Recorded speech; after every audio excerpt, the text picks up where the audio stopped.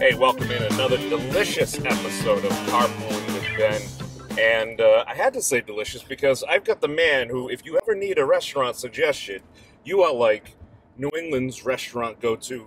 I mean, Not too nice, huh? well, it's true though. Well, listen, if for those that don't know me, I have to say one thing.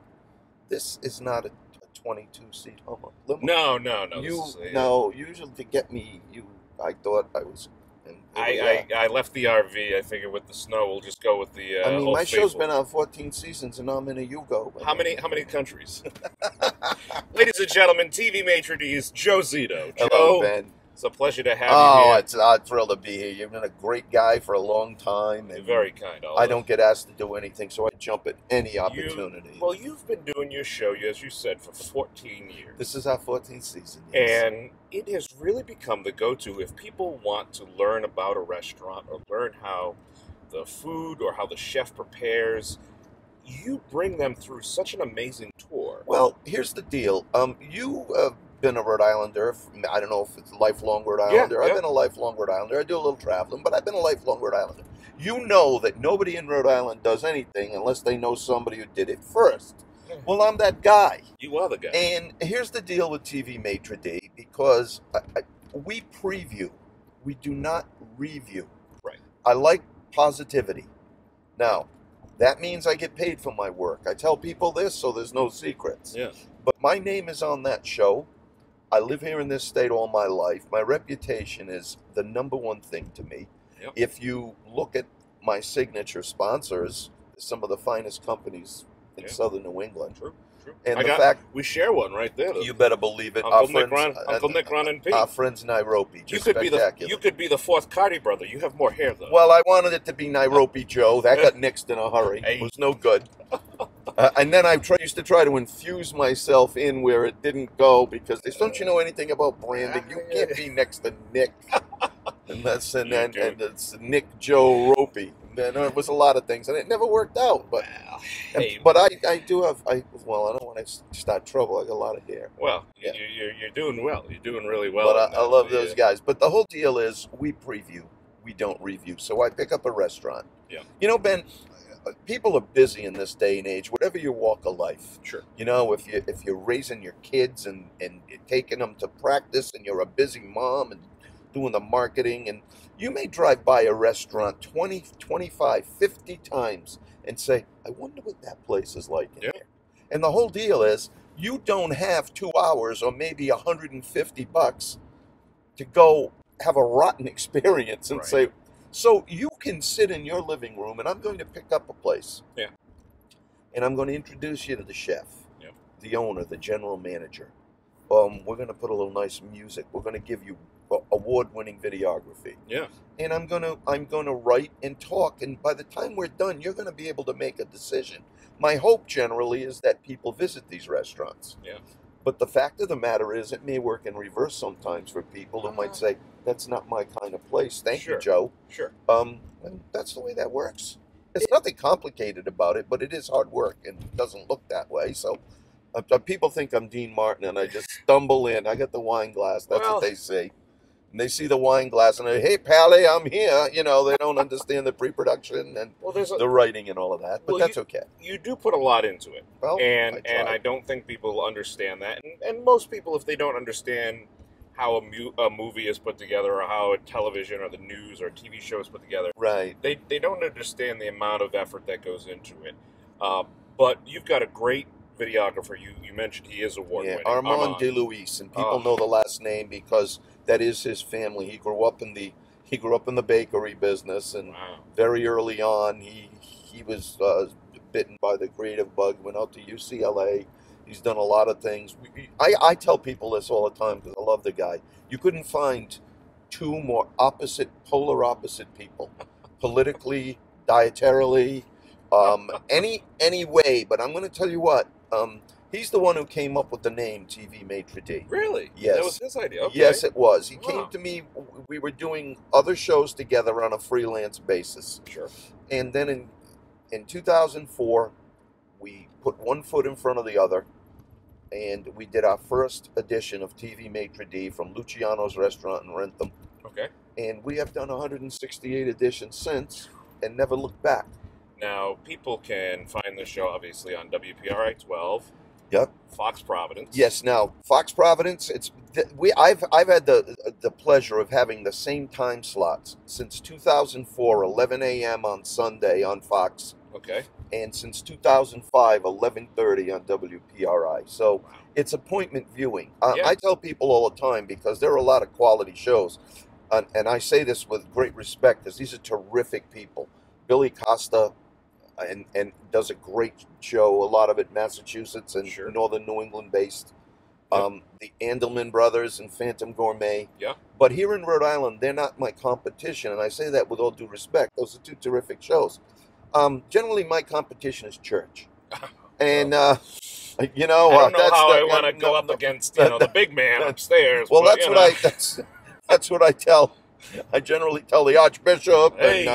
And whenever I see priest, I said, hey, I'm busy Sunday morning. But you could choose to go to a different service. You can go to the Saturday night, service, or an earlier service. I'm on at 6:30 Saturday night too. I got it all covered. There's options out there for you. But really, you have done such an amazing job just capturing the true essence of the great restaurants we have here. And I would never, ever ask you to tell me your favorite restaurant, because I think you'd make 1,000 enemies like that. Well, that's like me asking you your favorite Cardi brother. Right, exactly. So, I mean, when you have to get into these difficult decisions. Sure. But the fact of the matter is that, yes, I've been blessed to do what I do. It's a little, nobody likes anybody running around. So do you know how hard I work? Yeah. But you don't know. But if people love my show, many times people will say to me, boy, I wish I had your job. Well, I can do nothing, and some days I say, here it is. There you go. But as I take it as a supreme compliment, I must make it look like something that is enjoyable, and if they will support the restaurants that I put forth, which is another thing, Ben. Because I'm paid for my work, I'm a marketing tool. Sure. But again, my reputation is everything. If I walked into your restaurant and didn't like the look or feel of it, there's no amount of money you could give me that would get it on the show. Right. Okay. I tell the owners, I tell the general managers, we're going to put your best foot forward. Yep. I'm going to get them in the door for you in our 14th season. There isn't any doubt about that. Sure. But it's up to you and your staff to get them back. Right. Right. And no amount of advertising, if you're not doing what we said you're going to do, is going to put that forth. Not in this. I mean, you're a social media expert. And social media some people call me a social media tool too. Yeah, but exactly. in a negative different way. Yeah. Yes, I understand that. Hey, but the deal is that Yelp is a wonderful thing. These are all wonderful things if they're handled responsibly. Right. Everyone has an opinion now. Yep. Everyone has a platform for that opinion. Unfortunately, when it comes to restaurants and businesses, that's one of the true places where people like to take off. Yeah. I tell people all the time, a lot of hard work goes into unlocking the door of a restaurant every day. A lot of effort, a lot of prep, so many things. And if they misstep, it is unfortunate. But I tell people, because so many times, I said, did you speak to the owner? Did you ask to speak to the manager? Did you get any satisfaction? Yeah. They should never leave without having satisfaction. And unfortunately, when they get home, the Mark Twain in them comes out, and things get embellished, and sometimes are made worse. And you always have to remember these restaurants, and I'm certainly not defending them carte blanche, but they're employing people. Yeah. And I've always thought of it that way. I don't think that there's any restaurateur that doesn't want to be bothered. Yeah.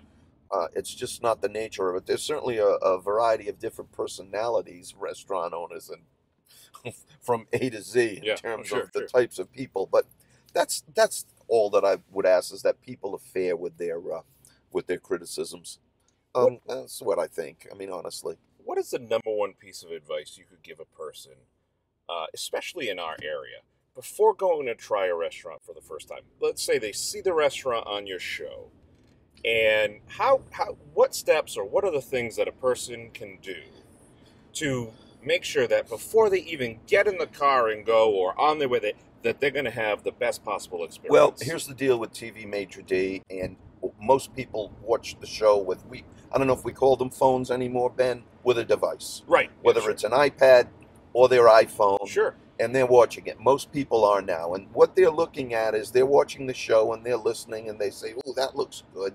Oh, that looks nice. But they're right on the Facebook page and they're right on the restaurant's website. Okay. And there you'll get all of the delineation that I may not give you in 90 seconds Sure. or 2 minutes. Right. You can stay on that website for a half an hour. Right. The menus will be there. Generally, all of the Facebook comments, Yeah. all of that, and then usually a gallery of different dishes. I Sure. can only show you a few. That's Right. what television's different. Yeah. You've got And that is my advice. People, I always would like to go online.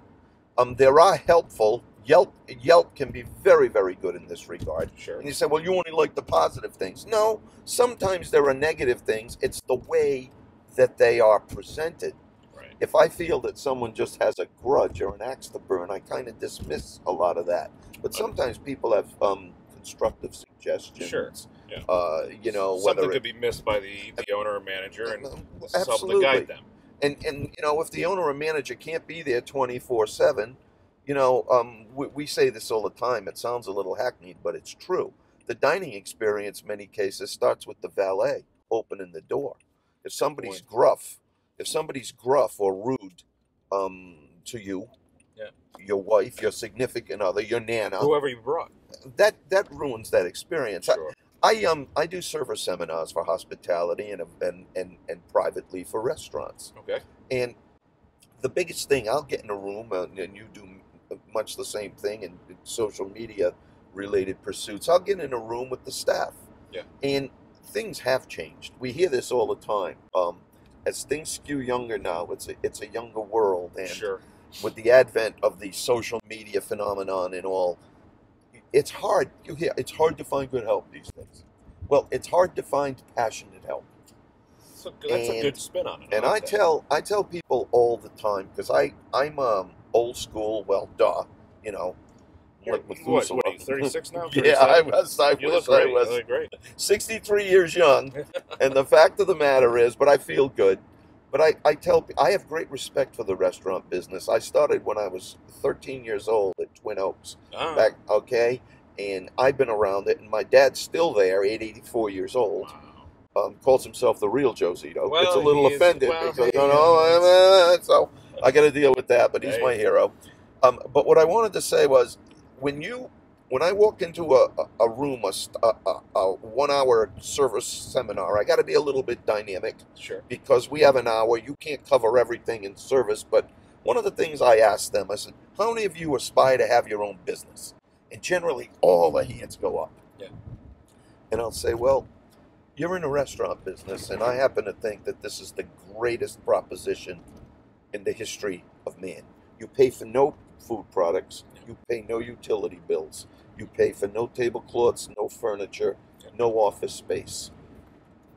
Your owners ask you to learn about your products, which are the finest products in the world, whether they're spirits or food provisions. All they ask you to do is do that, be nice to people, and I'm telling you that your 4 or 5 tables or your 3 booths and 2 tables is your own business. Absolutely. You walk out of there with a pocket full of money every shift, and you don't take any troubles home. That's great. Go see the owner, see the stack of bills that are on the desk every morning, and wonder why the mortality rate in the restaurant business is so astronomical. Yeah. The fact of the matter is, but it's hard to tell people, because I was a server for many, many, many years back in the day. I worked the entire decade of the 80s in a 3-piece tuxedo at Camille's. Back in the day when Camille's, a still great place, was a phenomenal restaurant. In the sense that, talking about old school Italian, the alcoves, the history, the statues in the dining room, the muraled walls. Beautiful. And it was. And, they wanted new. About 15 years ago, they changed it, and it's still beautiful. No. But it's not that. Sure. And it needed, some work. But nevertheless, but the story is, I worked there, And those were 10 great years of my life. That was fine dining service. Yeah. I've done a variety of different service. I worked at the Rangoon Racket Club in Beverly Hills Oh, in 1991. I was out there writing and doing some stuff, and of course, like any struggling artisan, I had to eat and pay my rent and do all the things that I one mean, does. these are the little things you got to do. So I was a captain at the Rangoon Racket Club, and I'm wearing this thing. I looked like I was a general in a South American army, Bolivia somewhere. I like it, really. I had. Did you have a riding crop? I had epaulets, and Ah. I had tassels hanging from my shoulders. No riding crop, though. Huh? No, they didn't, because I couldn't wait on the people. You know, I couldn't get more rolls. But I've done many things in my career related to the restaurant business, and I still feel that the server profession is losing a lot of its luster, but it is still a phenomenal occupation. If you're in the right house and you have the right clientele, I'm telling you, you can do very, very well. And you shouldn't let it bother you. But you know, you have to take the pride in your job. You have to want to learn about wines. You have to learn how to suggestively sell. And you know this firsthand. Every table, I tell them, is a stage. Sure, absolutely. Servers, if you're going to come up to my table and say the same thing you said to the other table, I'm going to turn you off. Sure. Hi, my name is Rainier. I've had that server before. Of course you have. We all have. Yeah. And instead, if you come up and maybe if you're with your nana in the party, if you cater to the manners, the first class manners that we were all you take care of this nice elderly lady. You make her day. And I'm telling you what, that still works. And every party's different. Some people don't want to be bothered with you. Sure. So the great server needs to be around when you need it and not even in sight when they're not. And that's an art. Service is an art. It really is. And a lot of people, they'll say to me, well, what's the best food? What's the best food? I said, let me tell you something. I said, I don't just need the best food. I could stay home and get the best food. My wife's a brilliant cook. I love to cook. I'm not as good as her. But I'm probably better than most and not a chef. I've learned a lot over the years. Yeah. And absolutely. I enjoy doing that. It's very therapeutic. I put on my dated Dean Martin, have a little glass of red wine, cook up a little storm. Classy. Never leave her a mess. Getting classy with Joe Zito. Well, I don't know what you call it, but I enjoy that. It's very therapeutic.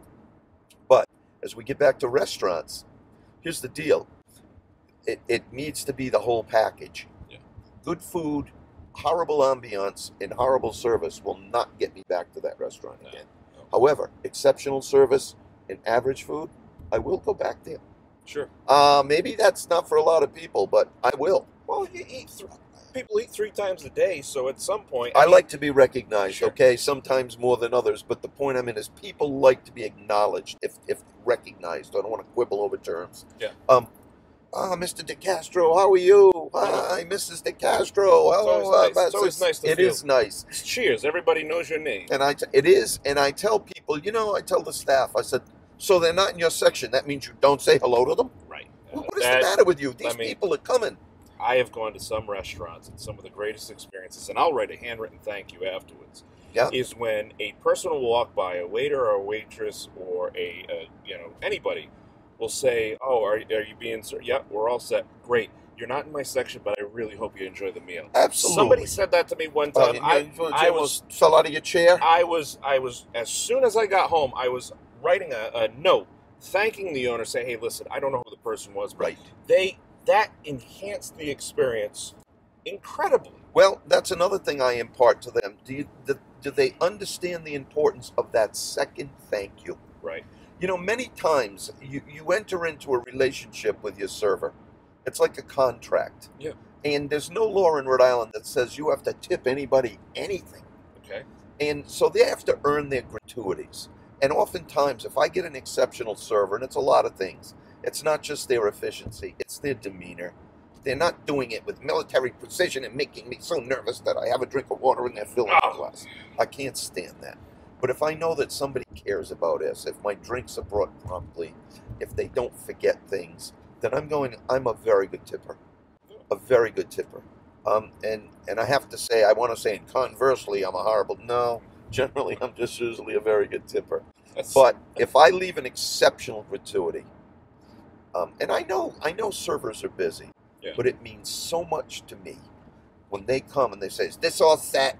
I don't want to hear that. Yeah. No, But that's, if I say, oh, do you want change? If I give the server my envelope and I said, this is all set, thank you very much, they're going to open that. Yeah. Now the mark for me, it's like the door test from that movie. The mark for me is if they're going to come back. Are they going to come back and say, that was really nice? I hope to see you again. It'll be my pleasure to serve you again. Yeah. And however you word it. Sure. I love the second thank you. Yeah.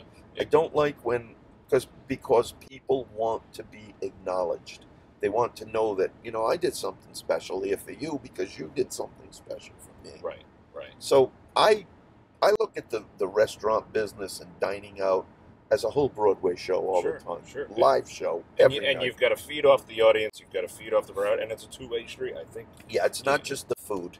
And I mean, there are enough places for that where you go in, you order your food, you take it out, and you go home. That's fine. Yeah. But when you want to have a dining experience, and there are many, many different kind of dining experiences, there are still places today. Everybody's casually elegant. Everybody's like fine dining's falling by the wayside. Oh, yeah. We're casually elegant. Sure. Okay, that's fine. But there's still a time and a place for a beautiful time and place. Right. And so we try and feature on TV Maitre D a variety, an eclectic blend from the mom and pop to the big. You can go to one of my favorite restaurants. It is one of my favorite, not Luciano's in Rentham. Yeah. For a lot of reasons. See a lot I of think that Patriots is places. classic. Oh, yeah, absolutely you do. Classic fine dining.